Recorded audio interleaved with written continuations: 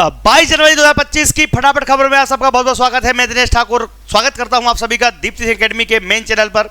फटाफट 10 खबरों में महिला, किसान, बेरोजगार, व्यापारियों के लिए आज कुछ ना कुछ मिलने वाला है। सबसे पहले तो आप सुबह की राम राम, कैसे हैं आप लोग? उम्मीद है आप सब बहुत स्वस्थ होंगे। महाकुंभ में डुबकी नहीं लगाई हो तो लगा आइएगा, क्योंकि वहाँ पर बहुत काफ़ी लोग जा रहे हैं, पहुंच रहे हैं और अपनी श्रद्धा भक्ति को समर्पित हो रहे हैं। मैं तो यहीं से नमन कर रहा हूं मां गंगा को। आप भी हर हर गंगे लिख के अपना प्रणाम मां गंगा को भेज सकते हैं।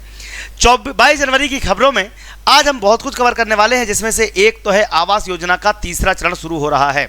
उसके लिए रजिस्ट्रेशन शुरू होंगे। 31 मार्च लास्ट डेट है। लास्ट डेट का इंतजार मत करना, रजिस्ट्रेशन पहले ही करवा लेना। साथ ही साथ नमो ड्रोन दीदी योजना में 15,000 ड्रोन वितरण किए जाएंगे 25-26 में। नमो ड्रोन दीदी के माध्यम से ड्रोन वितरण का कार्यक्रम चालू होने वाला है, जिसमें 15,000 ड्रोन दिए जाएंगे। 2023-24 में 500 ड्रोन ही दिए गए थे, इस बार 15,000 है, यानी कि काफ़ी ज़्यादा महिलाएं इसमें लाभान्वित होने वाली हैं। महेश्वर जानापाव उद्घाटन माइक्रो सिंचाई परियोजना का सौगात दी गई है। इसमें 24 जनवरी 2025 से इसकी शुरुआत की जाएगी, यानी कि महेश्वर जानापाव के बीच में अब खेती में पानी की कमी नहीं होने वाली है। चलिए शुरुआत करते हैं आज की सबसे बड़ी खबर की। उसके पहले एक छोटा सा और इन्फॉर्मेशन दे दें कि एक राशन एक राष्ट्र के अब 5 वर्ष पूरे हो चुके हैं, जिसमें अपना डीलर चुनने की स्वतंत्रता है और किसी भी राशन की दुकान से राशन लेने की स्वतंत्रता है। तो ये एक अच्छी चीज़ है, इसको प्रधानमंत्री मोदी ने 5 साल कंप्लीट करा दी है। चलिए शुरुआत करते हैं कांटे वाला बाबा जी की वायरल खबर से।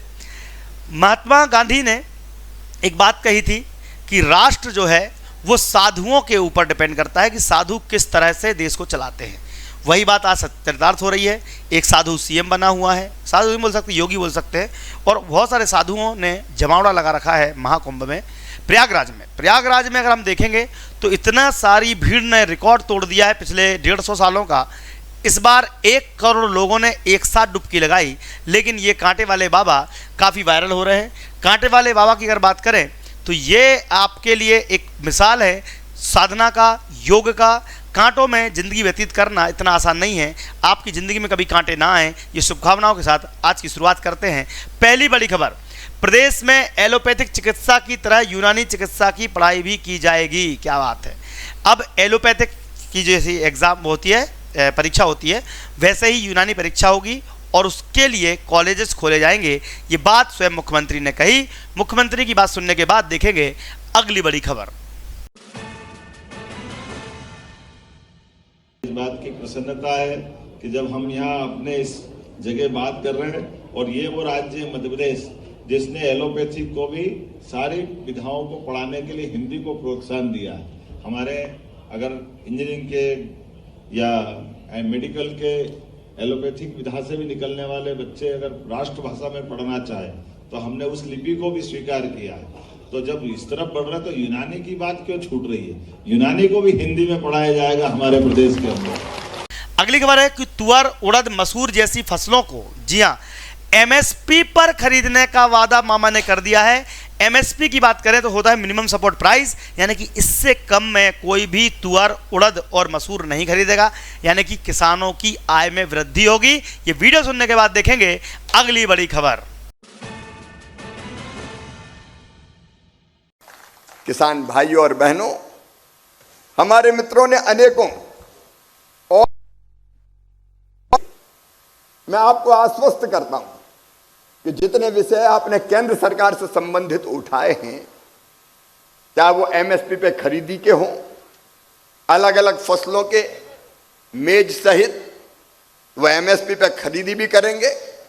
कर्नाटक में दालें पल्सेस काफी होती है, हम तुअर, उड़द और मसूर, लेंटिल जैसी पूरी की पूरी फसल 100% एमएसपी के पे खरीदेंगे।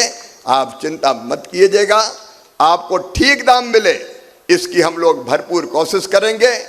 आपने बाकी भी कुछ चीजें ऐसी थी जो सीधे मेरे डिपार्टमेंट से संबंधित नहीं है, लेकिन केंद्र सरकार से संबंधित जितने विषय हैं उन सब विषयों पर मैं केंद्र सरकार के बाकी मंत्रियों के साथ भी किसानों के हित में जो है मैं निश्चित तौर पर चर्चा करने का प्रयत्न करूंगा। और मेरी कोशिश होगी कि वो सारी चीजें जो कही और की जा सकती है, मैं असंभव की बात नहीं करता, जो की जा सकती है उसको करके इम्प्लीमेंट करने में कोई कसर नहीं छोड़ूंगा। मैं फिर ये दोहराना चाहता हूं, नरेंद्र मोदी जी का संकल्प है विकसित भारत का निर्माण, एक वैभवशाली भारत, एक गौरवशाली भारत, एक समृद्ध भारत, एक शक्तिशाली भारत। और उस निर्माण के लिए हर राज्य का विकास होना जरूरी है। मैं ग्रामीण विकास मंत्री भी हूं, इसलिए एक बात और मेरे दिल में है, पॉवर्टी फ्री विलेज बनाने की, गरीबी मुक्त गांव। हम इतने आजीविका के काम केंद्र सरकार और राज्य सरकार के माध्यम से करें कि जिसके कारण गांव में कोई भी बेरोजगार ना रहे। अगली खबर आ रही है योगी आदित्यनाथ के घर से। जी हाँ, जो कांग्रेस है वही समाजवादी पार्टी भी है, यानी कि कांग्रेस का नेचर, समाजवादी पार्टी का नेचर एक ही है, हिंदुत्व विरोधी काम करना और अदर जो धर्म है उनको बढ़ावा देना। इसी वजह से अब कांग्रेस का सफाया हो चुका है, समाजवादी पार्टी का भी सफाया हो चुका है, क्योंकि देश का हिंदू जाग चुका है। ये कहना है योगी आदित्यनाथ जी का। योगी आदित्यनाथ के हिसाब से आपके लिए ये खबर कैसी है कमेंट बॉक्स में जरूर लिखें, और ये वीडियो कहाँ से आप देख रहे हैं कमेंट बॉक्स में लिखें। चलिए देखते हैं आदित्यनाथ जी का बड़ा फायर ब्रांड बयान, इसके बाद देखेंगे अगली बड़ी खबर। जो कांग्रेस है वही समाजवादी पार्टी भी है। याद करिए, कन्नौज के मेडिकल कॉलेज का नामकरण बाबा साहब डॉक्टर भीमराव अंबेडकर के नाम पे था। समाजवादी पार्टी की सरकार अखिलेश यादव के नाम पे बनी तो उन्होंने बाबा साहब भीमराव अंबेडकर के नाम को हटा दिया, और तो बाद में हमारी सरकार आई तो फिर मैंने वहां पे उस मेडिकल कॉलेज का नामकरण फिर से बाबा साहब भीमराव अंबेडकर के नाम पे किया। इन्होंने अखिलेश यादव, जब आपने देखा होगा 2012 में प्रदेश के मुख्यमंत्री बने थे, उस समय इन्होंने पहली घोषणा की थी कि बाबा साहब भीमराव अंबेडकर और जितने भी सामाजिक न्याय के महापुरुष हैं इनके बने हुए स्मारकों को हम तोड़ेंगे। तब भारतीय जनता पार्टी ने कहा था कि सामाजिक न्याय के पुरोधाओं की ओर उठने वाले हर हाथ के खिलाफ मुंहतोड़ जवाब देने के लिए भारतीय जनता पार्टी तैयार है।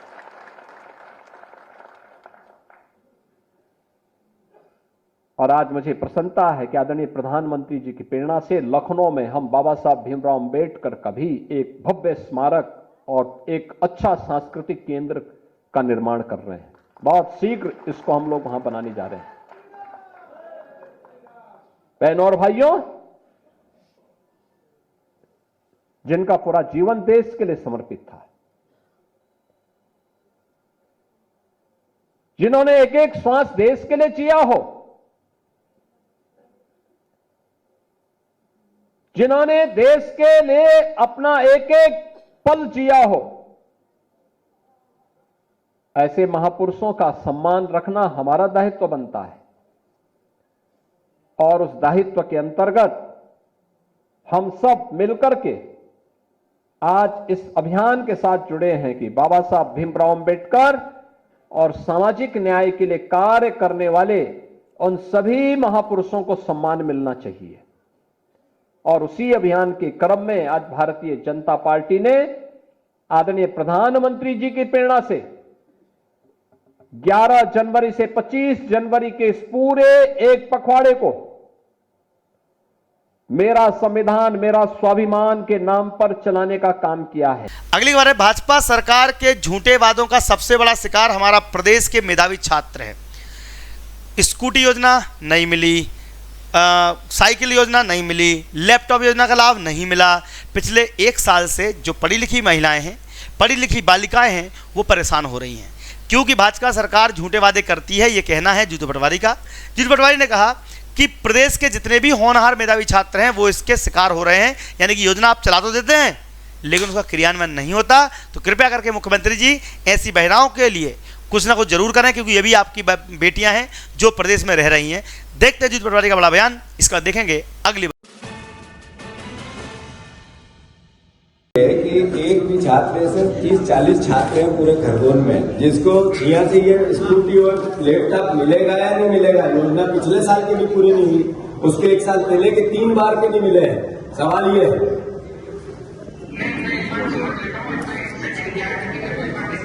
नहीं, इनका व्यक्तिगत छोड़ दो। आप 3 बार के मेघालय छात्र जो थे जिनको 80% से ऊपर नंबर मिलते, 75 से, उनको स्कूटी भी मिलनी थी, लैपटॉप भी मिलना था, मिल नहीं रहा, क्या कारण है?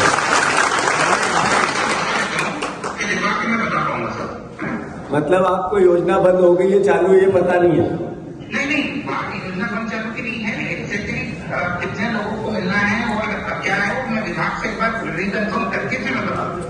कलेक्टर साहब, आप जिला चलाते हो, आपको इतना भी पता नहीं रहेगा तो कैसे चलेगा फिर?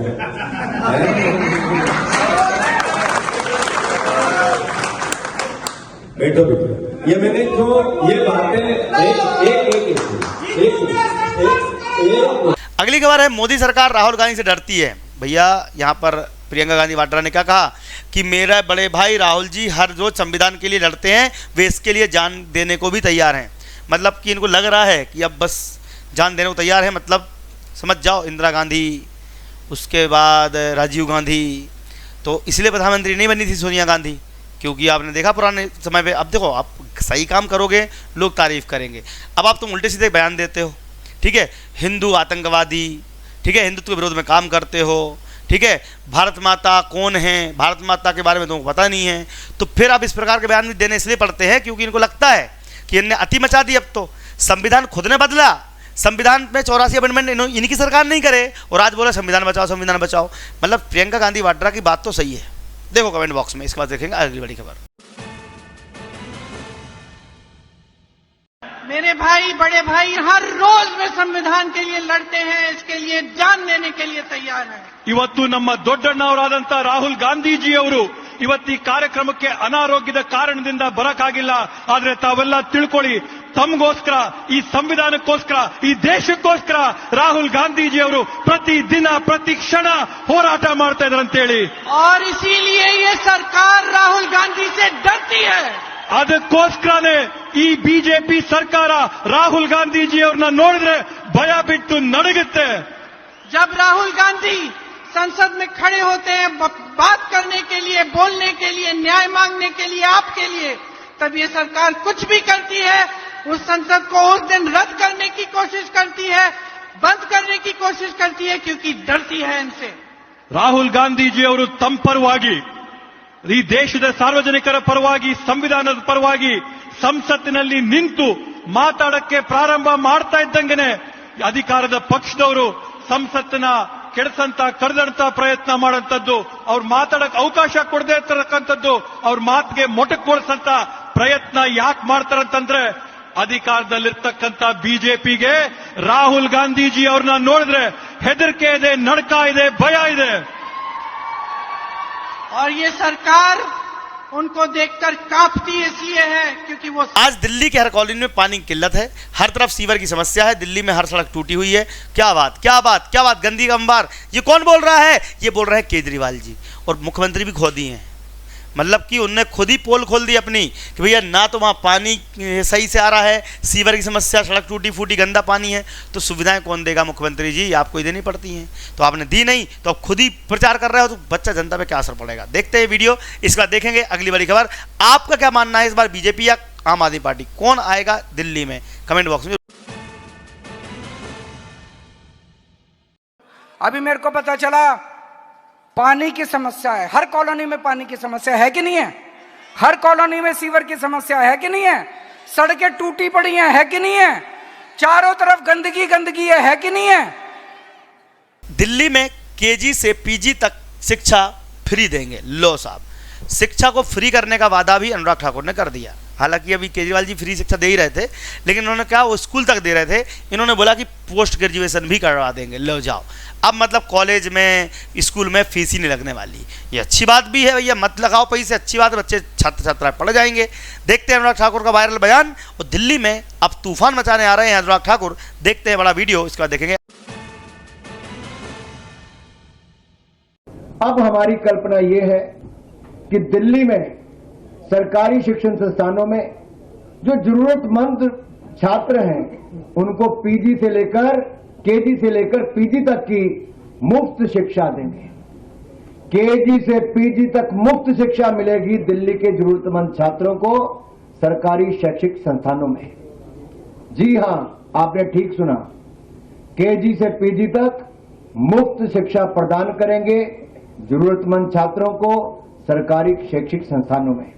अगली बार कुछ लोगों के कारण पंजाब में मेरी फिल्म रिलीज नहीं हो पा रही है। इमरजेंसी फिल्म को लेकर कंगना रनौत ने एक बयान दिया है। इमरजेंसी फिल्म जो है इंदिरा गांधी पर बेस्ड है, इंदिरा गांधी ने इमरजेंसी लगाई थी। बट क्यों सरदार जी इसका विरोध कर रहे हैं, क्यों पंजाब में इसका विरोध हो रहा है, बिल्कुल समझ में आ नहीं रहा है, क्योंकि ये तो इंदिरा गांधी के विरोध में पिक्चर बनी हुई है। बट ठीक है, जैसा भी हो, कंगना रनौत का बयान सुनिएगा, इसके बाद देखेंगे अगली बार।